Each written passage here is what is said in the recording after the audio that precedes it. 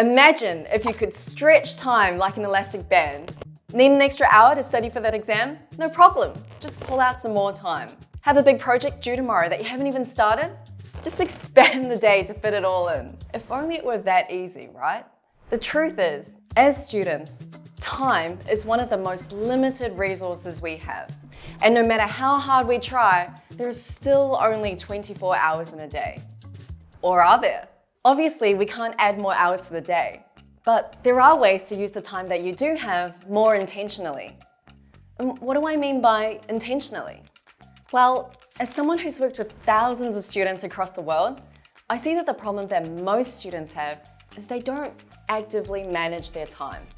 They just move from task to task without just committing to what's due next. They don't know how much time to spend on a certain task, and they're not aware of what's actually causing them to fall behind all the time. I hear many people say things like, I don't have enough time to get everything done. I feel like I'm constantly falling behind. I need to sacrifice my sleep to get things done. No matter how much I do, there's always more, and my to-do list never seems to end. Now, if you could use your time more intentionally, you could turn all of that around. And at the end of the day, it's about being strategic, focused, and purposeful with each minute. And I have 3 time management techniques to help you do just that. Let's jump into it. So firstly, what's this idea of an illusion gap? See, an illusion gap is the idea that you're scheduling far more than what you can actually achieve on a day-to-day basis.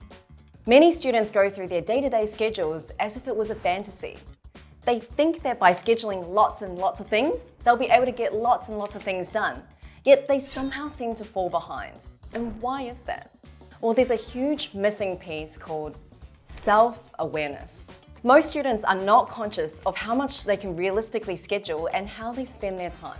But don't worry, there are ways to tackle the illusion gap. And the way to do that is to use a digital calendar to track your time. And I want to emphasize that it has to be a digital calendar, instead of something like this. A digital calendar is not just a tool to remind you of your friend's upcoming birthday or a medical appointment. A digital calendar is a powerful ally in mastering time management.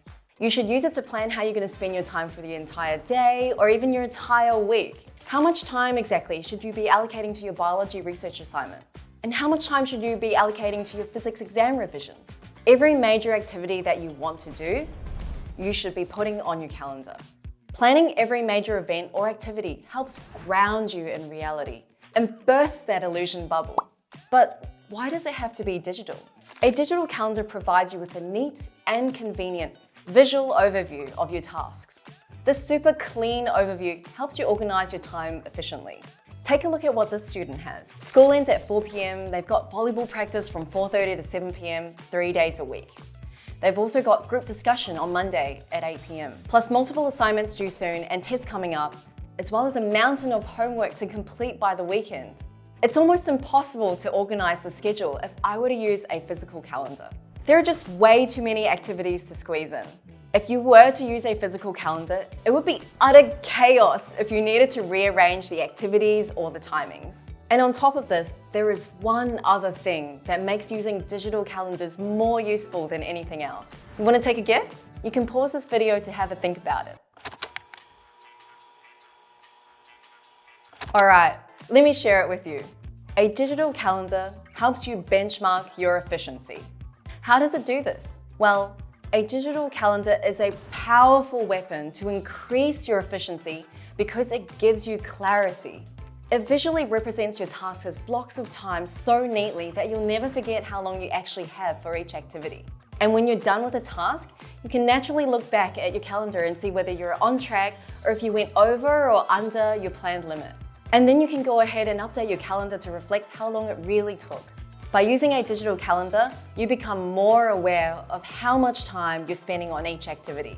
If you aren't using a digital calendar, chances are that you don't know how much time an activity should take, and you could be taking too much time or too little time.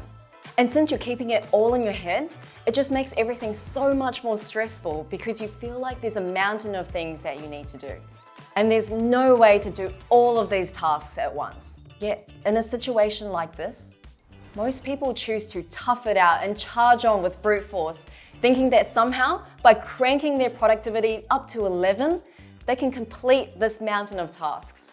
And if you can relate to this example, I want you to stop, because this is the illusion gap.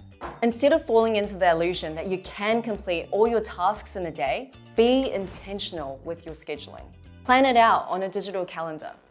How many days do you really need?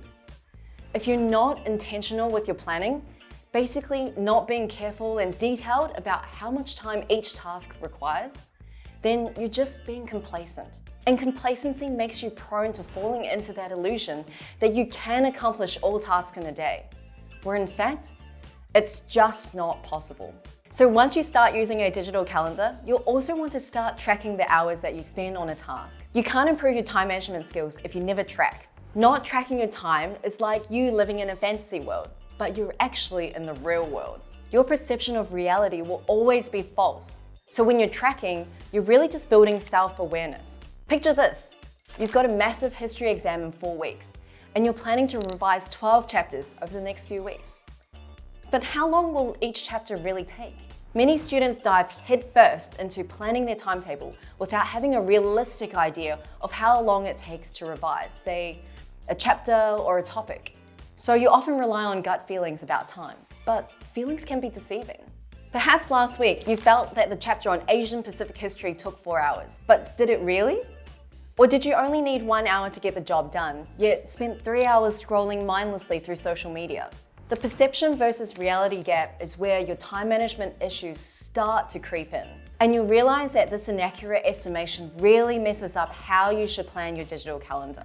Without a realistic expectation of how long an activity takes, your calendar will fall apart, regardless of how much effort you put into planning it. And to bridge this gap between expectation and reality, you need to start relying on facts instead of feelings. Start by noting the exact time you begin a task. And once you're done, write down the end time. You can either write this down on paper and keep track, or just edit your digital calendar to reflect how long it took. And hey, you've gotten this far, so don't cut any corners now. You want to do this consistently for different subjects and different types of tasks. Whether it's tackling problem sets, revising notes, or researching for an assignment. And after a while, you'll start to notice patterns. Not only will you understand how long you spend on each activity, but also which times of the day you're more efficient at an activity.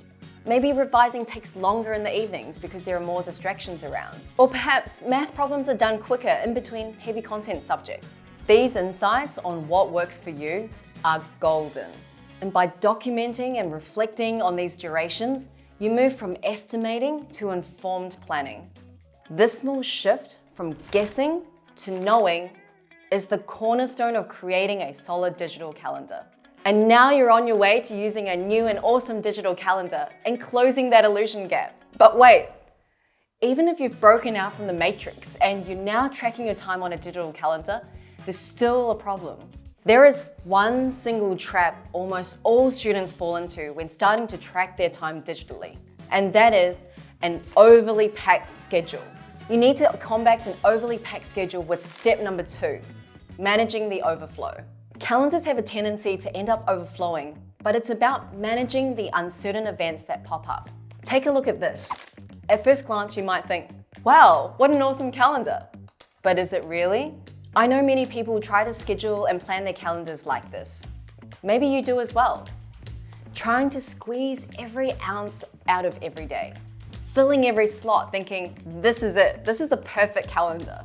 But what if I told you that less is more? It's a common misconception that more tasks means more productivity.